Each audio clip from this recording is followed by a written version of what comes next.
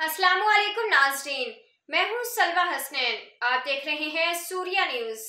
आइए नजर डालते हैं आज की अहम खबरों पर।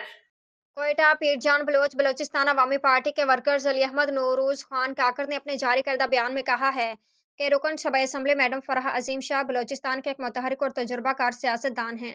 वो बलोचिस्तान अवामी पार्टी के प्लेटफॉर्म से खिदमात सर अंजाम दे रही है। मौसूफा हुकूमती कारकर्दगी को उजागर करने के साथ साथ बलोचिस्तान के मसाइल पर आवाज़ उठाती रही। वो खवातीन के हकूक़ के अलमदार हैं। मैडम फराह अजीम शाह मुख्तसर सी मदत में बलोचिस्तान अवामी पार्टी को बलोचिस्तान भर में मुनज़्ज़म और फ़ाल की है। मौसूफा एक गरीब परवर अवामी लीडर है। वो हमेशा गरीब अवाम की फलाह बहबूद के लिए जदोजहद करती रही है। पार्टी कायदीन से मुतालबा है कि वो बलोचिस्तान अवामी पार्टी में ख़वातीन विंग का क़याम अमल में लाकर उनकी सियासी और समाजी खिदमात को मद्देनज़र रखते हुए उन्हें बलोचिस्तान अवामी पार्टी ख़वातीन विंग के सदर मुंतखब करने की तजवीज़ काबिल गौर है। उनकी कायदाना सलाहियत और तजुर्बा पार्टी के ख़वातीन विंग को मज़ीद फ़ाल और मौसर बनाने में माविन साबित हो सकते हैं।